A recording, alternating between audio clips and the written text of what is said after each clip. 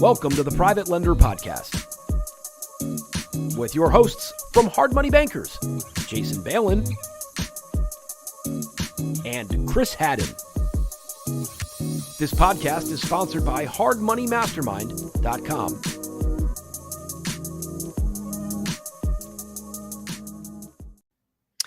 Hey everyone, it's Jason Balin from Hard Money Bankers. Got a good group of guests that I'm going to introduce to everybody here in a second. Our guests are from Lender Consulting Services. It's a firm, a consulting firm that we've been using here for the last few years to help us order some appraisals and environmental studies and some construction services and things like that. So, full transparency, want to just make sure, everything we're utilizing in our business, you have access to as well. And we've been very happy with a lot of their services. So figured I would bring them on, let them introduce themselves. And we have Liz here first. So why don't we, Liz, real quick, why don't you just give us a quick background about, who Lender Consulting Services is? Hi, Jason. Thanks for having us. We're really excited to be here. Lender Consulting Services, also well known as LCS. We were established 25 years ago. We're celebrating our anniversary this year. We're headquartered out in Buffalo, New York, but we're a nationwide provider of environmental appraisal and construction due diligence. We provide those solutions to lenders nationally to manage their risk management solutions. Awesome. Yeah. So we're going to bring in a few other colleagues of yours to talk about the individual services and the products that are offered. And again, because a lot of the viewers and listeners are private lenders or hard money lenders that typically deploy their own money or money that they have control, we're going to gear it towards that. I know you guys have a lot of additional services and products that you guys offer related to commercial appraisal review and residential appraisal review and a lot of more detailed services as needed. But just for, time restraints, we're going to kind of just utilize some reports that our company, Hard Money Bankers, has used in the past, because I think they're probably the most relevant. So let's bring in Noelle first. Hey, Noelle. So what's actually your title at Lender Consulting Services? Hi, Jason. I am the VP of Valuation Services at LCS, handling appraisal reviews and also evaluation reports, which is basically kind of a scaled down appraisal report. Appraisal light is what we kind of like to call it, for your lower risk transactions under a certain threshold. There were regulations federally that said, if you meet these parameters, you don't necessarily need to order a full appraisal. You can order an eval that would be prepared by a real estate professional with the experience to give you a market value as of today. So that's kind of us in a nutshell, and I can go deeper. Sure. And I mean, that makes a lot of sense, because one of the things that a lot of hard money and private lenders do is they're doing like small balance commercial projects. And then, in a lot of those projects, the borrowers or clients just don't have a budget to get a full on blown out appraisal. They don't have the timelines. Sure. They don't have the budget. And from my experience, the data that we can get at a fraction of the cost from a lot of these services is so much better. So let's just break this conversation into two different things, maybe a residential evaluation and a commercial evaluation. So sure. what we've been ordering is a residential evaluation with an interior and exterior inspection. What typically kind of goes into that? What's the approximate cost, approximate timelines, things like that? Sure. So it's basically a scaled down appraisal, like I said, and when the order comes in, for us to do an interior and exterior inspection, we have partnerships with professional inspector companies nationwide, so that definitely increases our footprint to get out and see those properties quickly, get the photos. We work with the borrower to get inside of the asset, do a really good assessment of the condition of the building, for which we put those those photos and that kind of boots on the ground knowledge of that in the report. We'll use, current MLS data, for a residential report. We use MLS data. It'll include at least 3 sales. We'll do adjustments just like you see in an appraisal and come up with a value as of today. So that's pretty much our residential product, eval product, I should say. And the turnaround time for those with an inspection, it takes a little bit longer. Interior inspections take a little longer. So those are about 15-day turn times. And then without the interior, you can also do that. It's kind of an a la carte service. If you are kind of familiar with the interior of the building and you just want the exterior, that would be about 10 days and a little bit, less costly as well.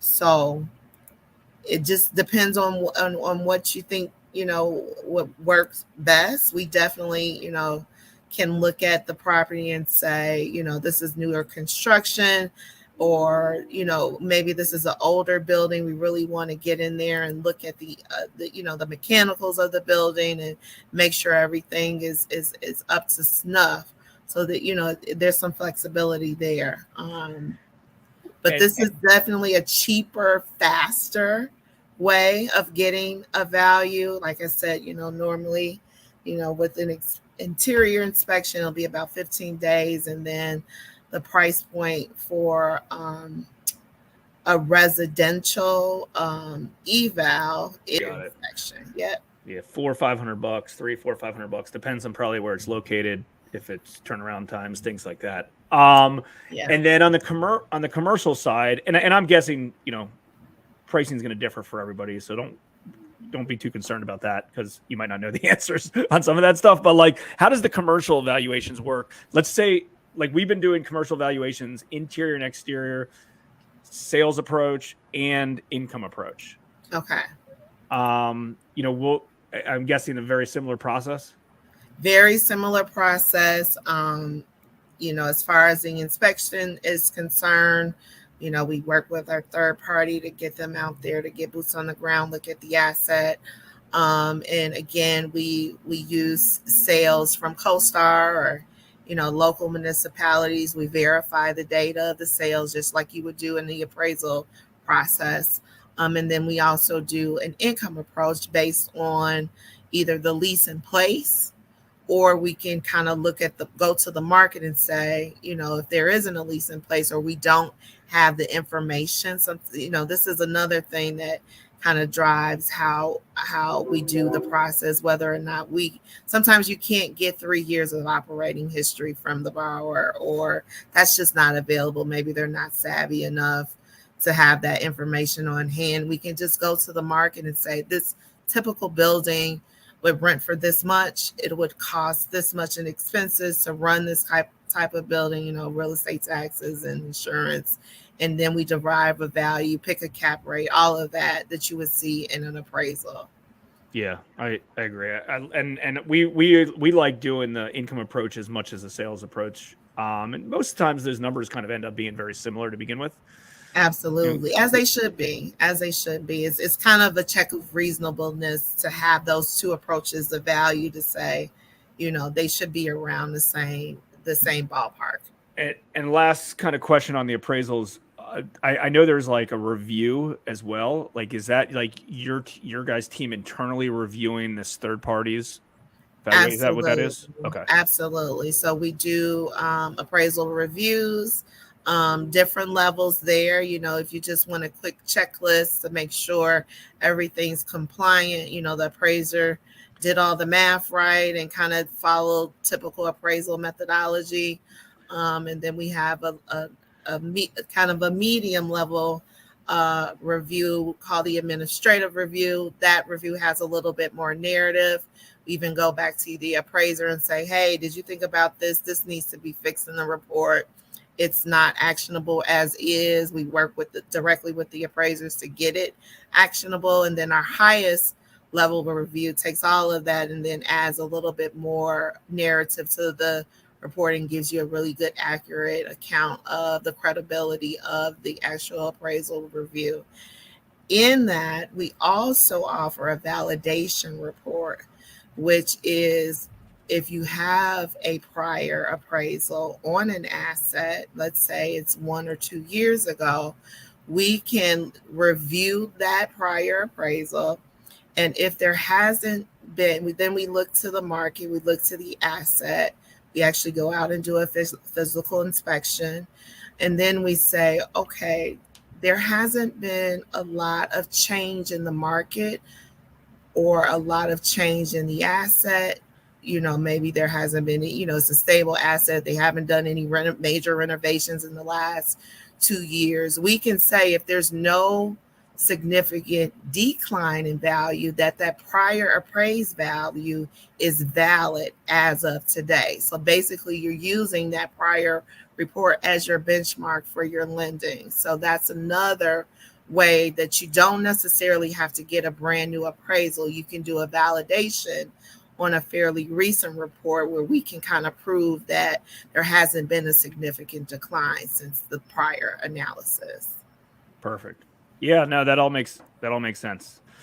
Noelle, super helpful on this topic. I'm gonna bring in Julie in the environmental services side of things, and honestly, like, I think for a lot of private lenders, smaller hard money lenders, things like that, I think the environmental stuff is the newest for them. I think that's just a department that they're not that just, I don't know, you just don't know a lot about that.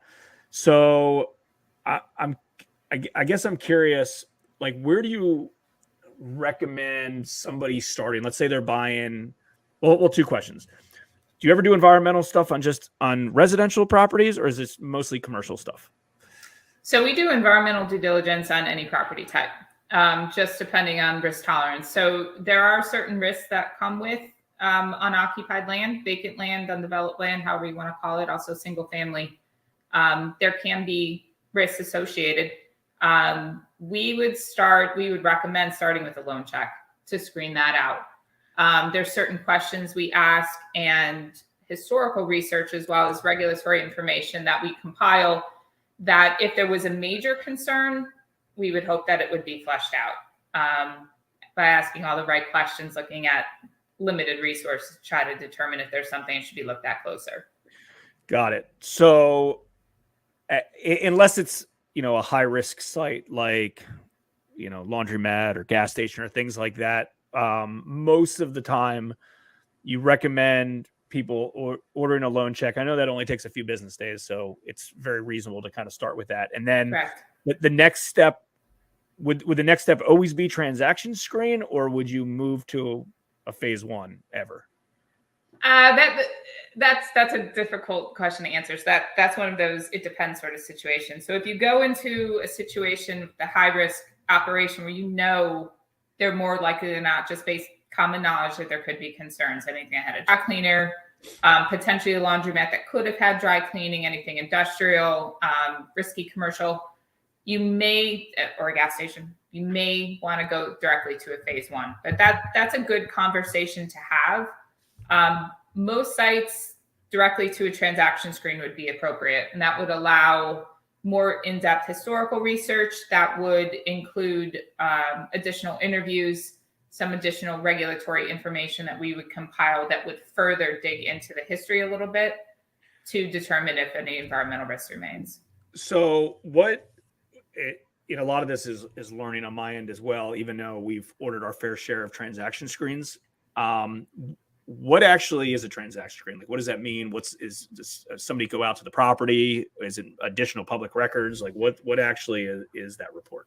So let's back up to the loan check. The loan check includes a questionnaire that we would complete with the site contact. If they're willing to discuss the property a little bit, to be our eyes, we can ask them just basic question, nothing in depth. We would look at 2 historical sources that we would purchase, some regulatory information that we would compile and review, and some limited municipal. You go to a transaction screen, that's more in-depth. All that information is more in-depth, but it also includes a site inspection by an environmental professional, whether that be an LCS inspector or similar to Noelle's a situation where she described a network of subcontractors. We also have a network of subcontractors that we have fully vetted based on their experience, criteria, et cetera, to make sure that they understand what we need of them. And they fill in the gaps in our footprint where we can't reach out west. Got it. Mainly southeast and certain parts. But that would include an inspection by an environmental professional. What do they look for? Do you have any idea what they look for in an inspection? Just like, is there, big red flag items that they're looking out for? Yeah, there certainly is. All the inspectors have been trained. I myself started as inspector, and I should have told you that at the beginning. I started with LCS 21 years ago. And had a couple years in the industry prior to that in the field. So I started as a field inspector. There is a good amount of training that goes along with it. And there's things that the environmental professional will see that will not necessarily mean anything to others. So we can find indicators of former fuel oil tanks, indicators of former dry cleaning machines, in-ground lifts, things like that might not be apparent to anyone else, that could be a feature of concern that could be associated with environmental risk.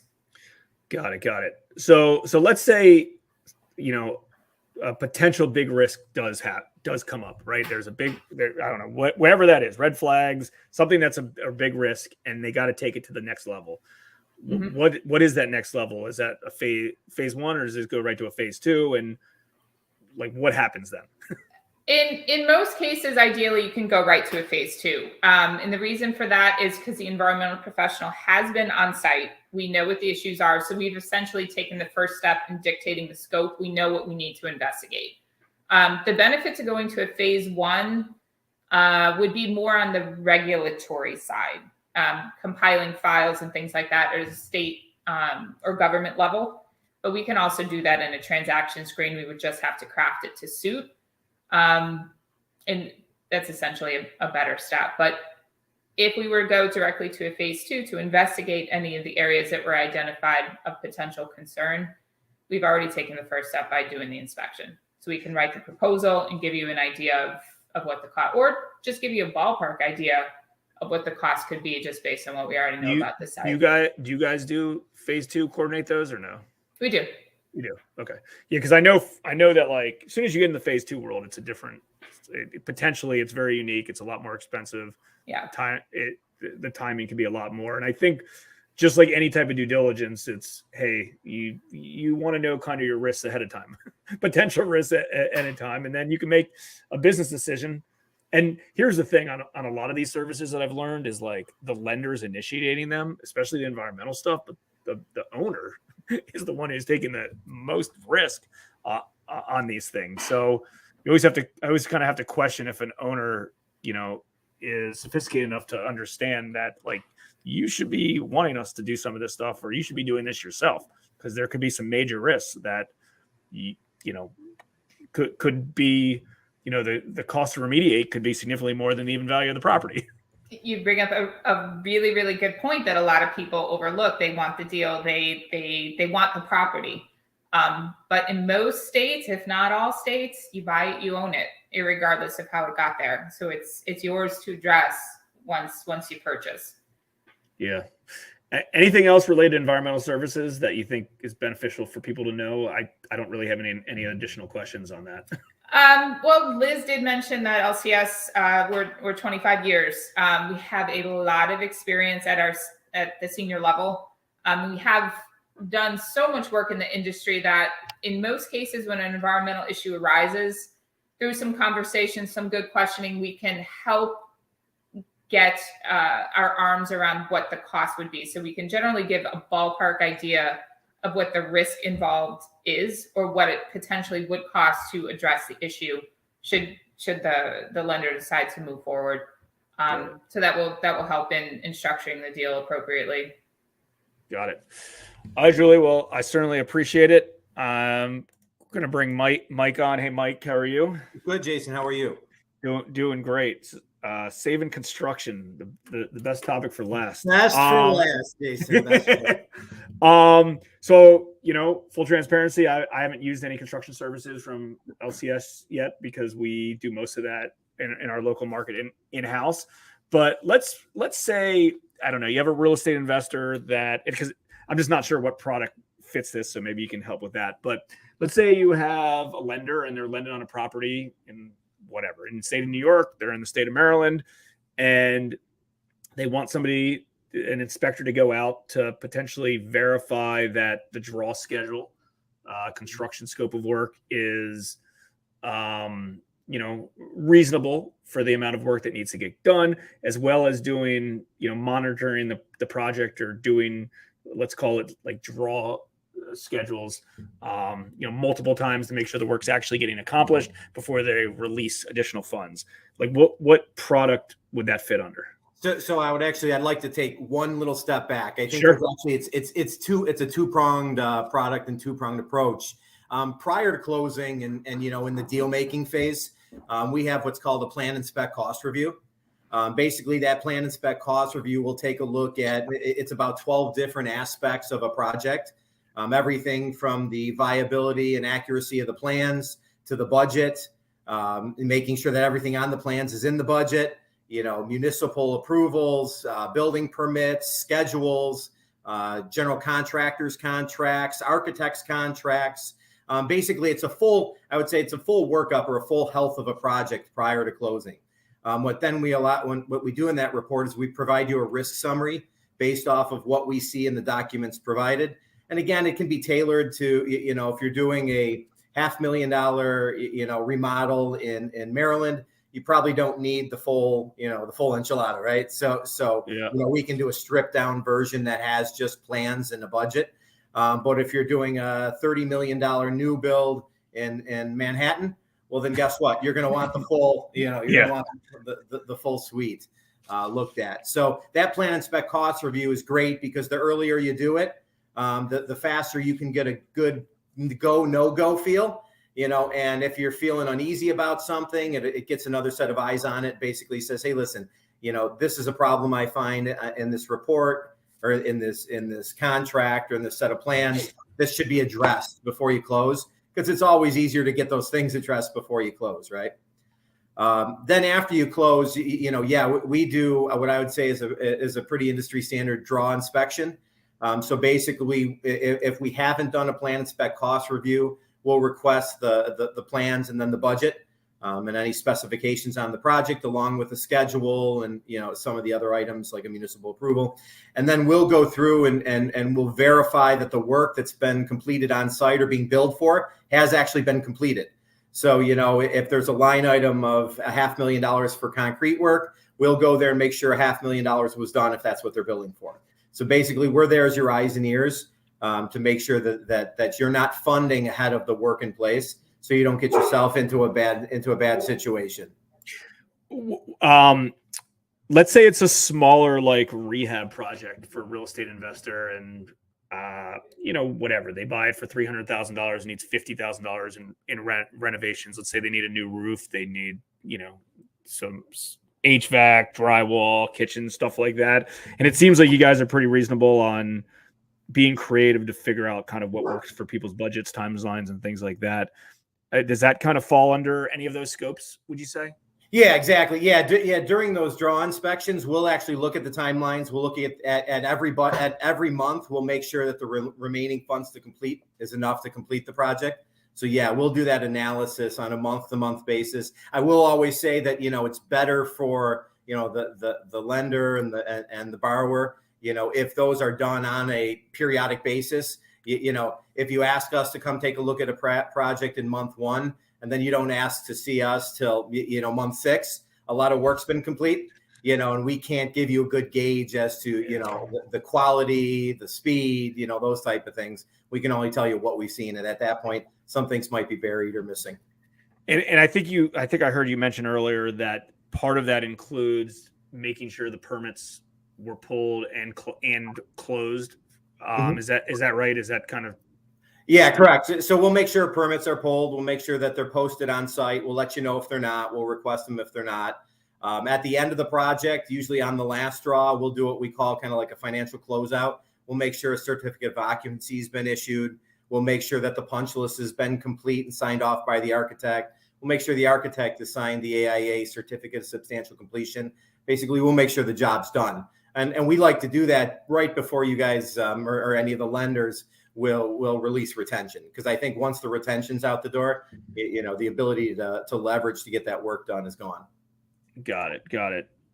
Yeah. I mean, anything else that you think's beneficial for these folks to hear? I think. Yeah, I just think one of the big things is we do, so say a building's being acquired and you want to get, the real nuts and bolts of what condition is this building in.